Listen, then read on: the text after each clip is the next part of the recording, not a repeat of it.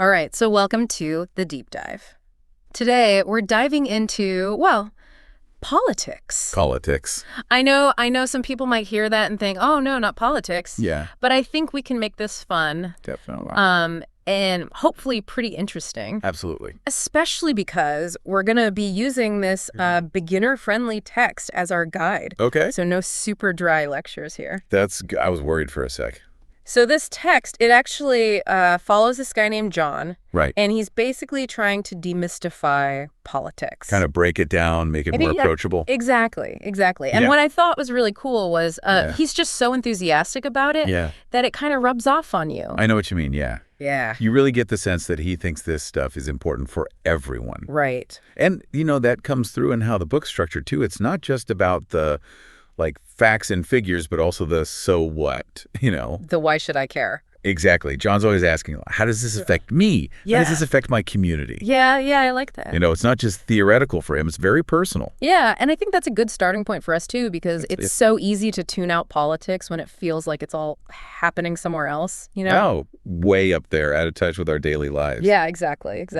Yeah. But this text does a good job of bringing it back down to earth. Uh-huh. For example, the way John explains elections. Oh, yeah.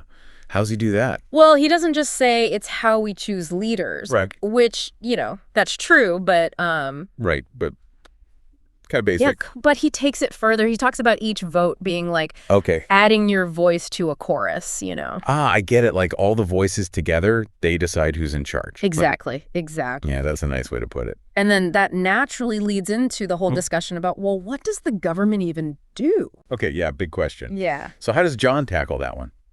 Well, he uses these really simple examples like roads, schools, hospitals. I see things we all use and rely on. Exactly. Yeah. And he basically makes the point that the government's not this abstract thing. It's the framework that makes those everyday things possible. It's like the operating system of a country.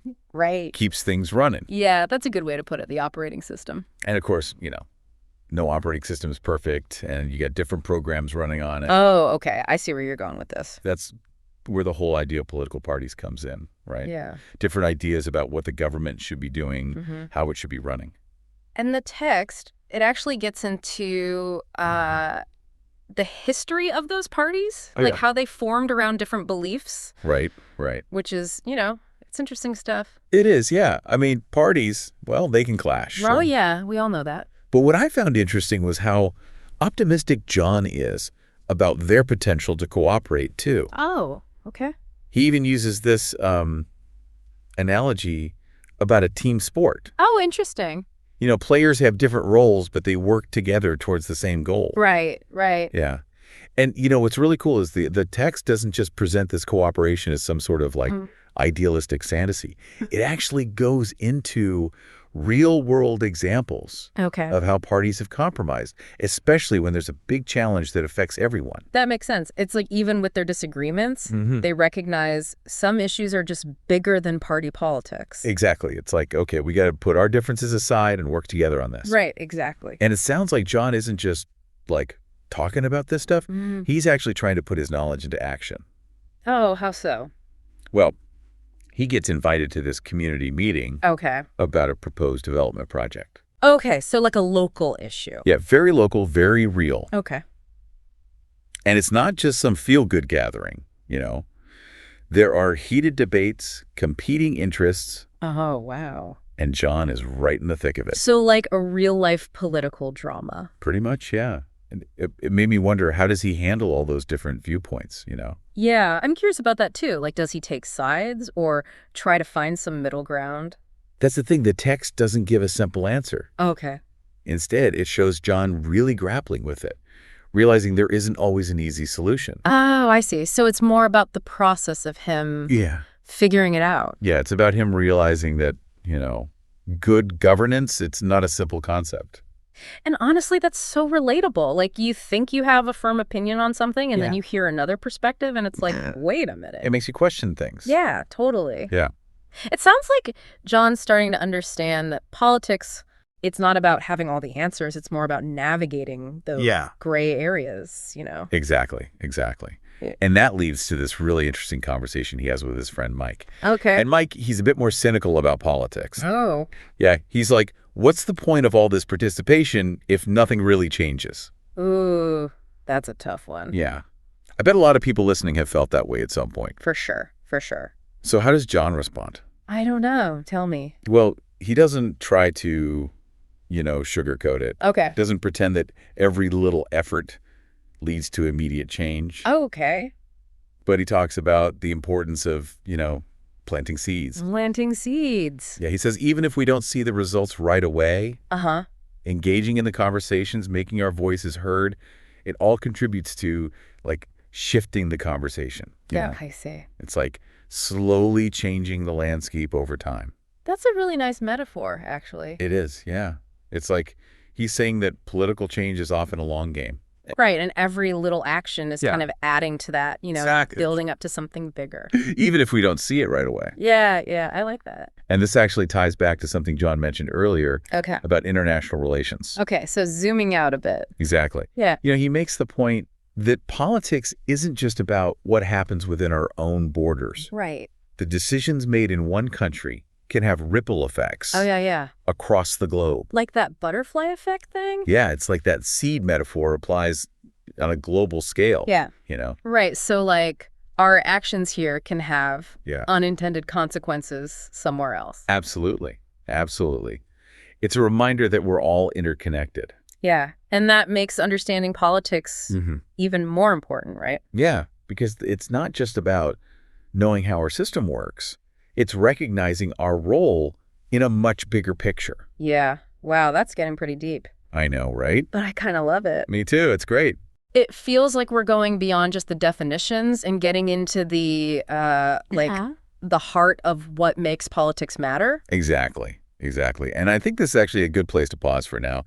We've talked about why politics is relevant to everyone, the basic mechanics of government, and the complexities of actually participating. Right, yeah. But we've also raised some interesting questions about, the limitations of political systems and the challenges of actually making meaningful change. Yeah, definitely. I'm already eager to dive back into those questions. Yeah, me too. We'll be back in a moment to explore more of John's journey and see what other lessons we can learn from his experiences. Stay tuned. See you soon. All right, so we're back and ready to continue our deep dive into politics. We left off with John kind of realizing that politics is messy, It's not all black and white, that's for sure. Yeah, exactly. And in this next section, it gets even more complicated. Oh, how so? Well, remember that community meeting John went to, the one about the development project? Yeah, the one with all the debate. Right. Well, it turns out that John's city council representative, the one who's supposed to be representing his district, she's actually against the project. Oh, wow. Even though a lot of the residents were for it. Yeah, including some of John's friends. So he's in a tough spot. Yeah. His ideal of a good leader, listening to people, is kind of clashing with what's happening in reality. Exactly. And it makes him think more deeply about what listening to people really means, Right, because in a democracy, you can't always please everyone. Exactly. So does it mean always siding with the majority, even if there are good arguments against it? Or maybe it's about looking at the bigger picture, the long-term consequences. Right, even if those aren't popular right now. Tough choices, yeah. And that's what makes politics so interesting, but also so tricky. There's rarely a simple answer, and every decision has trade-offs. And what I found interesting was that the book doesn't paint the city council representative as a villain. Oh, okay, so it's not like she's intentionally ignoring people. Right. It's more like she's genuinely trying to do what she thinks is best for the community. Even if she's going about it in a way that John doesn't agree with. Exactly. It's like we're being challenged to see things from multiple perspectives. Yeah, to move beyond those simple good guy, bad guy labels. Because in real life, it's rarely that clear cut. And this actually ties back to what we were talking about earlier, the importance of dialogue, understanding different viewpoints. Oh, right, because John's having to do that now. Yeah. He's forced to engage with ideas that challenge his own. And that can be uncomfortable, but it also helps him grow. Right, definitely. It gives him a more nuanced understanding of how political decisions are made. It's like we're getting this crash course in political literacy right alongside John. Exactly. And speaking of literacy, there's this part where the book talks about being informed about the issues. Okay, yeah, knowing what's going on. And it kind of gets meta because it starts talking about the role of media in all of this. How interesting. Like how the media can shape our understanding of politics. For sure. And it encourages readers to be critical thinkers, to question sources. Not just take everything at face value. Exactly. Which is so important these days with all the information overload and misinformation out there. It is. It's tough to navigate. Yeah.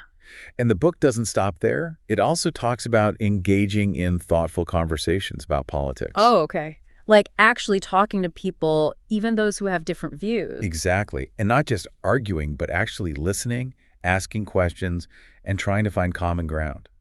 That sounds almost idealistic these days. Maybe, but I think it's important to strive for, Yeah, for sure. And the book offers some practical advice on how to do that, like setting ground rules for conversations. Okay, so it's not just about throwing ideas at each other. Right. And focusing on shared values, finding that common ground even amidst disagreements. Because we all want a better world, right? Even if we have different ideas about how to get there. Exactly. So it sounds like this book is really encouraging a more respectful and productive way of talking about politics. Yeah, and that learning process, being open to new ideas, that's a big part of John's journey, too. Oh, right, because he started out thinking he had it all figured out. He did, but he's learning that understanding politics is an ongoing process. You're always learning, always growing. Exactly. And that brings us to this really pivotal moment in the story. John decides to attend a town hall meeting hosted by his congressperson. Oh, okay. Someone he admires. Yeah, someone he sees as a role model, I bet he was excited. Oh, yeah. He's looking forward to hearing her speak, maybe even asking a question himself. But I have a feeling things don't go exactly as planned. You got that right. At the town hall, he encounters a group of protesters. Oh, no. Yeah, and they're not happy with the congressperson's policies. So they're there to make their voices heard. Loudly and clearly. They're passionate, organized, and they're not afraid to disrupt things a bit. Wow, that must have been intense for John. It was, yeah. It's like this other side of political engagement, the more confrontational, disruptive side. Right, and it makes him question his own approach. Exactly. It's like, am I doing enough? Should I be more vocal? Am I supporting the right things in the right way? And those are tough questions to answer. And the book doesn't shy away from that. Yeah. It shows John struggling with how to respond to the protesters. He admires their passion, but maybe doesn't agree with their methods. Right. It's complex. And this is where the book gets into the different ways people can participate in democracy. So it's not just about voting. Right. It talks about attending town halls, organizing protests, even civil disobedience. So there's a whole spectrum of ways to engage. Exactly. And each approach has its own strengths and limitations. And it's up to each individual to decide what feels right for them. Based on their values, their comfort level, the issues they care about most. And that decision isn't always easy. No, it's not. And John's realizing that even within democratic participation, there are gray areas, ethical dilemmas. Right. It's not all sunshine and roses. Definitely not. And that's what makes John's journey so interesting. He's wrestling with these complex issues in a very real way. He's not just learning about politics in a textbook, he's living it. Exactly. And in doing so, he's inviting us to do the same, to think critically about our own role in the political process. This has been such a fascinating conversation. I feel like we've gone so much deeper than just the basics. Me too. And there's still more to come. We'll be back in a moment to wrap up our deep dive and see where John's journey leads him in the final chapter. Stay tuned. Okay, so we're back for the final part of our deep dive into all things politics. And we've been following John on this journey, and it's really been something. I know, right? It's been amazing to see how the text, pulls you into these situations with him. Yeah, you really feel his confusion and the excitement, and now he's, starting to feel this sense of responsibility. Exactly. And I think that last scene at the town hall with the protesters, that was a real turning point. Oh, definitely. Definitely. It was like a wake-up call, Democracy in action isn't always pretty. Yeah, it can get messy, can't it? Oh, for sure. Yeah. And I think a lot of us have been in situations where we've felt that tension, Like you see people getting really fired up about something, Yeah. and you're like, whoa, am I doing enough? Am I just sitting on the sidelines here? Exactly. You start questioning your own level of involvement. Totally. And the text doesn't give you any easy answers. Right. It's not like a how-to guide or anything. But it shows John grappling with it, trying to figure out what his role should be. There's no one right way to make a difference. Exactly. Which I think is a really important message, right? We all have to find our own path. Absolutely. Yeah. For some people, it might be volunteering on a campaign. For others, it might be donating to a cause they believe in. And for others, it might be about speaking out, even if it's risky. Exactly. There's no, hierarchy of political engagement. Yeah. Whatever feels right for you. Exactly. As long as you're doing something. Right. And that kind of brings us to one of the most powerful ideas in the whole text, this idea of collective action. Oh, yeah. Tell me more about that. Well, it basically emphasizes that, our individual efforts, while important, are amplified when we work together. It's like that saying, many hands make light work. Yeah. Right. Or John actually uses this analogy of a raindrop versus a downpour. Okay, I like that. One raindrop, it doesn't really do much. No. But when you get tons of raindrops together, then you have a force of nature. You can really make an impact. Exactly. And the text gives all these examples of social change that wouldn't have happened without people coming together. Like what kind of examples? Oh, the civil rights movement, the fight for women's suffrage. Oh, yeah. Big movement. Exactly. And it's like these movements started with small groups of people who just said, no, things need to change. That's powerful. It is, right. It makes you realize that even seemingly impossible things can happen when people work together. Definitely. So it's not just about individual heroes, it's about collective effort. Exactly. And that kind of brings us back to the whole idea of leadership. Oh, right. Because in the beginning, John was really focused on individual leaders. Yeah. He was looking for those heroic figures. Yeah, the ones who would inspire change. But his perspective has definitely shifted. Oh, how so? Well, after all his experiences with the community meeting, the town hall, and even his own research, he starts to realize that leadership is much more than just one person. It's more distributed, more about everyday people stepping up. Exactly. And there's this really great conversation he has with his grandfather, who's been involved in local politics for a long time. And the grandfather says, real leadership isn't about holding a title or giving speeches. It's about rolling up your sleeves and doing the work day in and day out, even when nobody's watching. That's a great quote. It is, right? True leadership is about commitment. Showing up and doing what needs to be done. Exactly. And that kind of leadership, it's not just in politicians. Right. It's teachers who go the extra mile, community organizers, volunteers. Anyone who's making a difference. Exactly. We can all be leaders in our own way. That's inspiring. So where does John's journey end? Well, the last chapter focuses on this idea of civic duty. Okay. The responsibility we all have to contribute to our communities. To make things better. Exactly. And the text makes it clear that this isn't a burden. Okay. It's actually a privilege. A chance to shape the world around us. Exactly. And John, he reflects on everything he's learned, about government, leadership, participation, and he comes to this realization that understanding politics, it's not just about knowing stuff, it's about using that knowledge to actually do something. To make a difference. Exactly. Yeah. Exactly. And the text ends with John, making this commitment to stay engaged, to keep learning, to speak out, to support causes he believes in. That's great. But he also acknowledges that he doesn't have all the answers, that he'll probably make mistakes along the way, and that's okay. Yeah, it's a process. Exactly. So where does that leave us? Well, I think it leaves us with this sense that political engagement is a journey, not a destination. It's ongoing. Exactly. And it's not about being perfect. It's about just showing up and doing what you can. I like that. So as we wrap up this deep dive, I want to leave you with a question. Okay. What did John's journey make you think about? What did it spark in you? Exactly. What kind of political engagement feels right for you? Maybe something you're already doing or something you've always wanted to try? The point is, there's no one right answer.